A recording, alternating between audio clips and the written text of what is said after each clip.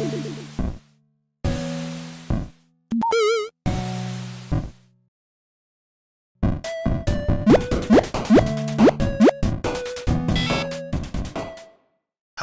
everyone, welcome back to another episode of Load the Cartridge. I can't tell you how thrilled I am that we're going to be doing Scary for Kids 6 today. And we're going to be going back to the website. So, Scary for Kids is just kind of a stupid genre I invented. First, it was this website specific, but then we just kind of branched out into other things like video, reactions, and things like that. But it all started here, on the Scary for Kids website. A website that is beyond terrible. The easiest way to put it, they have stories for children specifically that are all like horror stories, and they're really bad because the grammar is terrible, the English just bad spelling, and all logic is tossed out the window. We've had people decapitated with ceiling fans. We've had people murdered because they found a bread aisle and didn't notify anyone the instant that they did. And we've even seen a baby eat someone alive. And that's just a short synopsis of what we're in for today. So, last time we mentioned anything about this website, this story popped up called Bobby. Bobby is a scary story for Halloween about a woman who tries to bring her drowned son back from the dead using black magic. It is based on a segment of an old 1970s horror anthology movie called Dead of Night. So, we are going to read Bobby. And we're going to open Bobby into a new tab. And we'll pick out two more. So let's do these ones, the latest posts. Stranger Danger and Look at Me. Because, why not? Alright, let's start off with the kicker, Bobby. Let's see how long Bobby is. Oh, kind of long. Let's see how long Stranger Danger is. Alright, too long. We're not doing Stranger Danger. Look at Me is another medium-sized story. So let's do Bobby and Look at Me, and if we feel like we need more, we'll grab some more. So, Bobby, written based off the movie Dead of Night. That was written by Richard Matheson. So, that's cool. At least they're crediting appropriately. So I say we delve deep. There was a woman named Suzanne who lived in an old house on a cliff overlooking the sea. She was divorced from her husband. This is exactly what that meme is talking about, where when you watch a movie that's based off of a book and they just kind of like shoehorn information. So there once was a woman, she lived in a house, and it was a pretty cool house. It was like right on the edge of a cliff. Oh, and she also is divorced. Suzanne had been deeply depressed since her son Bobby drowned. She was devastated by the loss and felt like she couldn't go on. As time went by, Suzanne began reading books about black magic and Satanism. It's quite a leap. Like, you're living happily ever after with your husband, your son, and then everything goes wrong. You leave your husband, or whichever way that worked, and then the son drowned as well. So the first instinct, let's delve into black magic and Satanism. Alright, well, can't argue with that logic. The more she read, the more she became immersed in the world of the occult. It was like an addiction. She came across a spell that was supposed to be able to resurrect the dead. Because why not? One dark night, she drew a pentagram on the floor of her living room. Lighting some black candles, she stood in the middle of the pentagram, and at the stroke of midnight, she could read aloud from an ancient satanic book. Come fulfill my desire, and do my bidding in accordance with my will. I conjure thee in the name of Satan, to whom all evil is obedient, by which name the earth is overthrown, the seas turn black, the ground shudders, fire is quenched, and all host of things in heaven and hell do tremble. Lucifer, prince of darkness, return my son who drowned by accident. Return him to me now, I command thee. This is a huge favor with nothing in return. Hey, Satan, remember how I'm like a loyal follower and my son died? Bring him back for me. I deserve it. Like, what is Satan getting out of this deal? Also, the other funny thing, I conjure thee in the name of Satan. I thought you were conjuring Satan himself. And if not, if you're conjuring the son, to whom all evil is obedient, so you're just saying your son was already evil before he drowned. Either case, really odd. Afterwards, Suzanne blew out the candles. She collapsed to her knees and began to weep. She completely ran out of oxygen from that candle. All of a sudden, your host was yawning and interrupted the story. She heard a faint scratching on the front door. Cautiously, she walked over to the door and listened. The scratching grew louder. "Who's there?" she cried. There was a long silence, and then she heard a voice whisper, Mommy? Mommy? Sorry, Mommy? Suzanne opened the door and was shocked to see a small boy crouched on the doorstep. He was soaking wet and shivering with the cold. Soaking wet and shivering with the cold. Like the cold is out there also shivering with him? Oh my God. Bobby, she cried. It's you. It's really you. It'd be funny if it was the wrong kid, too. Like, she's like, oh my God, Bobby. She turns him around at some other kid. It's cold. That's who it is. It's cold. She hurriedly brought him inside and put a towel around him, trying to warm him up. His teeth were chattering and his hands were shaking. I was so lonely and desolate without you, Bobby, she said. Where were you? What happened? I remember water, he said. Cold water. And I couldn't breathe. I woke up and couldn't remember who I was. I walked and walked in the rain. These people found me and they took me in. I didn't know if I was alive or dead. You're alive, Bobby, she cried. You're really alive. Was I a good boy, Mommy? Bobby asked. Yeah, of course you're a good boy. The fuck kind of question is that? She replied. Did you love me, Mommy? Bobby asked. I do love you, she replied, from the bottom of my heart. Were you nice to me, Mommy? Huh? You want me to get the belt, Mommy? Were you nice to me? Yes, of course I was. Bobby stared at her.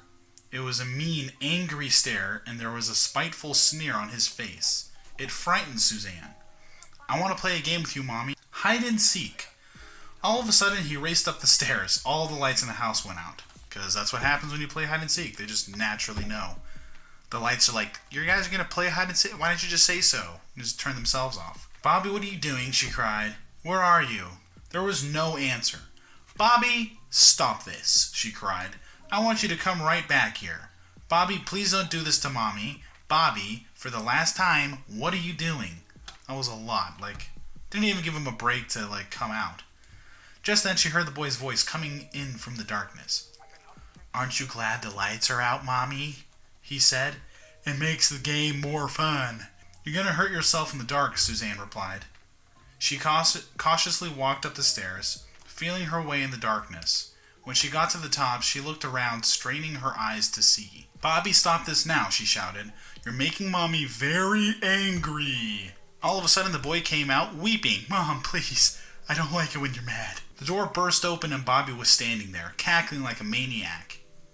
In his hand, he held a long, sharp kitchen knife. Let's play hide and seek now, Mommy, he shrieked.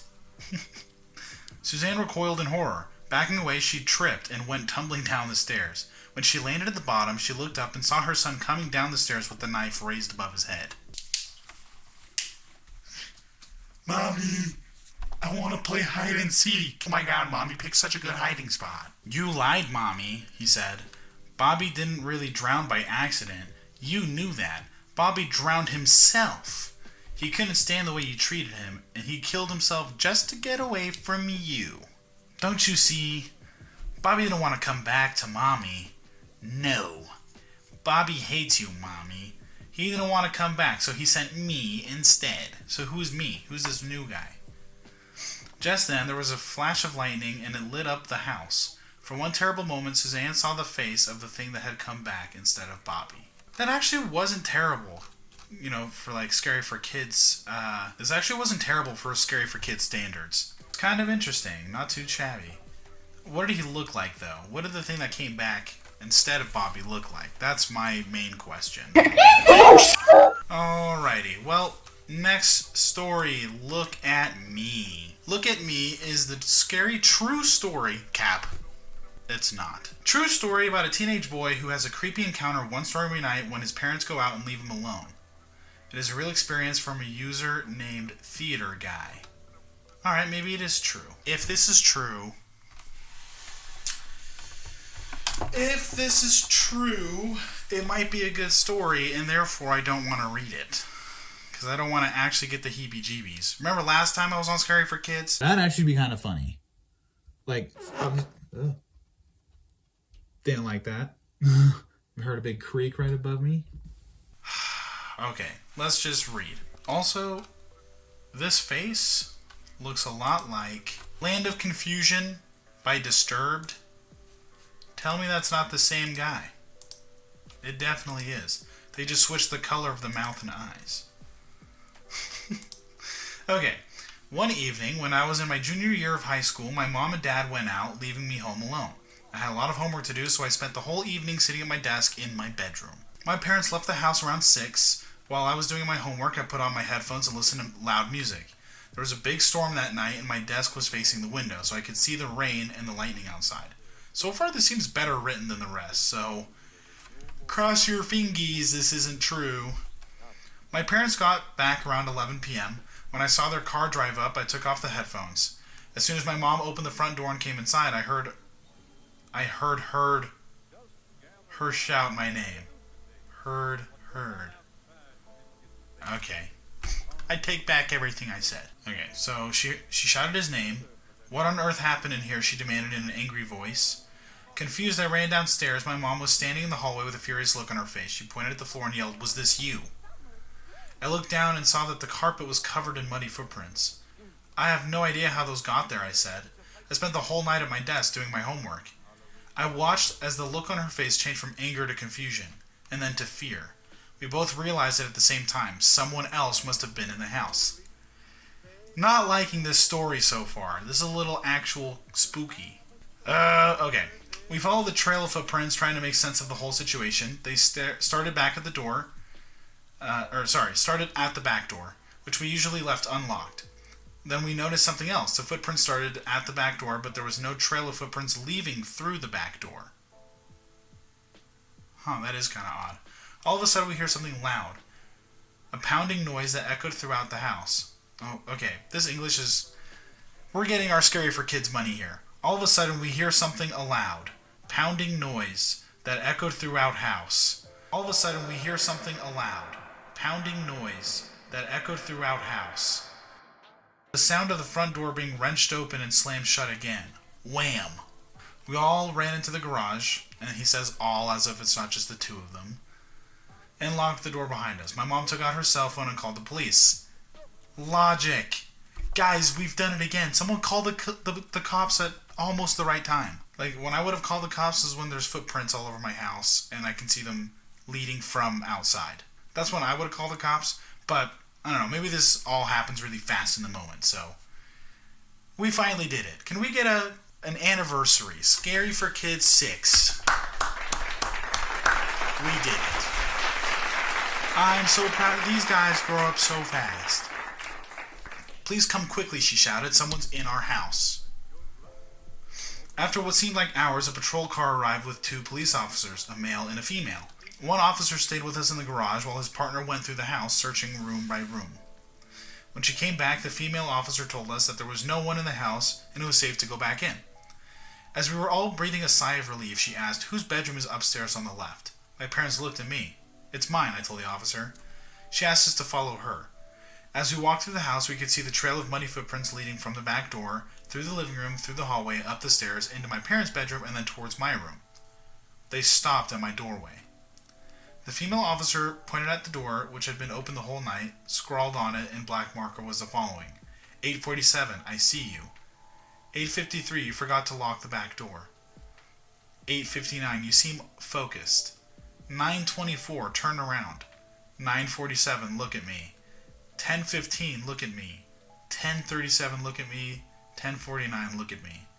For more than 2 hours, someone had been standing in my doorway watching me.